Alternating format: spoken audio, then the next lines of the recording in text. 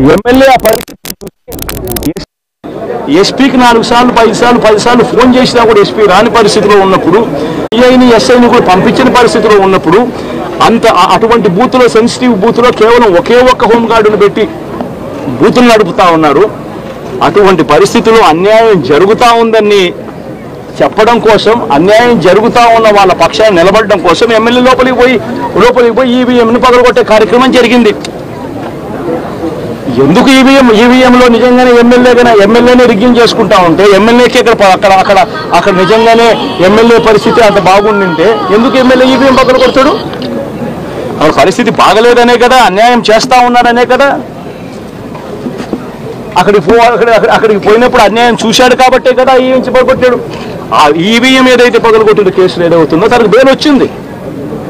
ఈరోజు తాను బెయిల్ లోపల ఉన్నది ఈవీఎం పగలగొట్టిన కేసులో కాదు, తన లోపల ఉన్నది ఈవీఎం పగలగొట్టిన కేసులో అన్యాయం జరిగింది అని చెప్పి, అన్యాయం జరుగుతా ఉన్న పరిస్థితిలో ఎమ్మెల్యే అక్కడికి పోయి అడ్డుకునే కార్యక్రమంలో జరిగింది అని చెప్పి కోర్టులు కూడా గుర్తించాయి కాబట్టి తనకు బెయిల్ వచ్చింది. కానీ మళ్ళీ తర్వాత ఏం జరిగింది? ఆ ఇన్సిడెంట్ జరిగిన 10 రోజుల తర్వాత, ఆ ఇన్సిడెంట్ జరిగిన 10 రోజుల తర్వాత అంటే మే 23వ తారీఖున ఎమ్మెల్యే అక్కడికి వెళ్ళి హత్యాయత్నం చేశాడట. అదే పోలింగ్ బూత్లో హత్యాయత్నం చేసినాడంట. ఎవడో బుద్ధునోడు ఎవడన్నా నమ్మడానికి ఉందాయా? ఎవడైనా ఎమ్మెల్యే అనేవాళ్ళు అక్కడికి పోయినప్పుడు వాళ్ళు చేస్తూ ఉన్న రిగ్గింగు, ఎమ్మెల్యే దానికి అడ్డుకునే కార్యక్రమం చేస్తూ ఉంటే ఎమ్మెల్యే అక్కడికి పోయి ఎమ్మెల్యే హత్యాయత్నం చేస్తాడా? చెప్పడానికైనా హద్దు పొద్దు ఉండాలి కదా. 10 రోజుల తర్వాత ఎమ్మెల్యే హత్యాయత్నం చేశాడని చెప్పి కేసు పెడతారు 10 రోజుల తర్వాత. ఇప్పుడు నిజంగానే అటువంటి ఇన్సిడెంట్ జరిగిందంటే సిట్టు 17వ తారీఖు నుంచి మే 17వ తారీఖు నుంచి 20వ తారీఖు లోపల మధ్యలో ఇచ్చిన రిపోర్ట్లో ఆ సిట్లో అది చెప్పాలి కదా, ఇట్లా జరిగింది, ఎమ్మెల్యే అనే వ్యక్తి హత్యాయత్నం చేసే కార్యక్రమం చేశాడు అని చెప్పి రావాలి కదా. మరి ఎందుకు సిట్ రిపోర్ట్లో రాలేదు?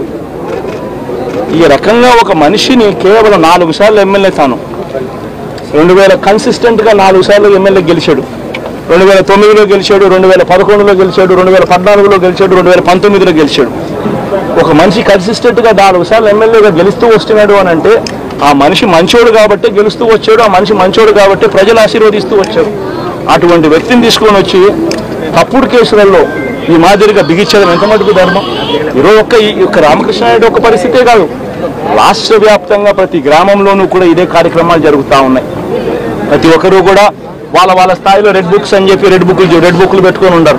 చంద్రబాబు నాయుడు స్థాయిలో చంద్రబాబు నాయుడు ఒక రెడ్ బుక్, లోకేష్ స్థాయిలో లోకేష్ ఒక రెడ్ బుక్, ఎమ్మెల్యే స్థాయిలో ఎమ్మెల్యే ఒక రెడ్ బుక్, మండల స్థాయిలో మండల నాయకుడు ఒక రెడ్ బుక్, గ్రామ స్థాయిలో గ్రామంలో ఇంకో రెడ్ బుక్, గ్రామ స్థాయిలో ఇంకో నాయకుడు గ్రామ స్థాయిలో ఇంకో రెడ్ బుక్లలో పెట్టుకొని ఏం చేస్తూ ఉన్నారు? అతి దారుణంగా అన్యాయంగా ఆస్తులు ధ్వంసం చేస్తూ ఉన్నారు. రాష్ట్రం మొత్తం దాన్ని చూస్తూ ఉంది, కానీ ఎవరు మాట్లాడడం లేదు. దొంగ కేసులు పెడతా ఉన్నారు, పోలీసులు ప్రేక్షక పాత్ర పోషిస్తూ ఉన్నారు. దొంగ కేసులు పెడతా ఉన్నారు, వాళ్ళే కొడతారు, మన ఇటువైపున కేసులు పెడతా ఉన్నారు. రాష్ట్రం మొత్తం ఇది చూస్తూ ఉంది. చీని చెట్లు నరికేస్తూ ఉన్నారు, ఆస్తులు ధ్వంసం చేస్తూ ఉన్నారు, కనిపిస్తూ ఉంది. ఎమ్మెల్యే లేకుండా జేసీబీల మీద పొక్లైన్ల మీద ఎమ్మెల్యేలే స్వయంగా తీసేసి ఏకంగా పోయి బిల్డింగ్లు పగలగొట్టే కార్యక్రమాలు చేస్తూ ఉన్నారు.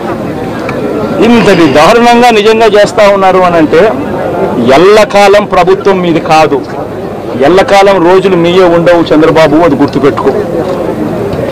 మీ పాపాలు పండుతూ ఉన్నాయి వేగంగా. ప్రజలు దీన్ని క్షమించని పరిస్థితుల్లోకి వస్తారు. ఖచ్చితంగా మీకు బుద్ధి చెప్పే పరిస్థితులు రోజులు కూడా ఉంటాయి. శాతనైతే మంచి చేయండి, మంచి చేసి ప్రజల మనసులు గెలుచుకుని ఓట్లు ప్రజల మనసుల్లో స్థిరస్థాయిగా నిలబడే కార్యక్రమం చేయండి. కానీ తప్పుడు రాజకీయాలు ఈ మాదిరిగా నువ్వు ఒక్కరివే చేస్తావు అనుకుంటా ఉన్నావు. ఇదే మాదిరిగా కొనసాగితే రాష్ట్రంలో ఒక తప్పుడు సాంప్రదాయానికి నువ్వు నాంది పలుకుతా ఉన్నావు. నువ్వు వేసే ఈ బీజం, నువ్వు వేసే ఈ తప్పుడు సాంప్రదాయం, రేపొద్దున నువ్వు వేసే ఈ బీజం చెట్టు అవుతుంది. రేపొద్దున నువ్వు ఏదైతే ఇత్తుతావో అదే పండుతుంది. రేపొద్దున మళ్ళీ మీ గ్రామాలలో మీ కార్యకర్తలకు ఇదే పరిస్థితినే ఇదే మాదిరిగానే మళ్ళీ జరిగే కార్యక్రమాలు కూడా జరుగుతాయి. అటువంటి తప్పుడు సాంప్రదాయాలు దయచేసి ఇప్పటికన్నా ఆపండి. నాయకులుగా ఉన్న మనలాంటి వాళ్ళం ఇలాంటివి ప్రోత్సహించకూడదు. ఇలాంటివి ఎవరు తప్పు చేసినా తప్పు అని చెప్పే కార్యక్రమం నాయకులుగా మనం చెయ్యాలి. కానీ దగ్గరుండి ఈ మాదిరిగా ప్రోత్సహించడం అతి దుర్మార్గమైన కార్యక్రమం. దయచేసి దీనికి ఫుల్ స్టాప్ పెట్టే కార్యక్రమం ఖచ్చితంగా చేయండి చంద్రబాబు అని చెప్పి సందర్భంగా మరొక్కసారి చంద్రబాబును ఈసారి హెచ్చరిస్తున్నామని కూడా చెప్తా ఉన్నాం. ఈసారి కోరడం లేదు, హెచ్చరిస్తున్నామని కూడా చెప్తా ఉన్నాం. ఇదే మాదిరిగా జరుగుతూ పోతా ఉంటే మాత్రం ఎవరైనా కూడా ఊరుకునే కార్యక్రమం జరగదు. రియాక్షన్ అనేది ఖచ్చితంగా ఉంటుందని కూడా చంద్రబాబు నాయుడు సందర్భంగా గట్టిగా చెప్తాం.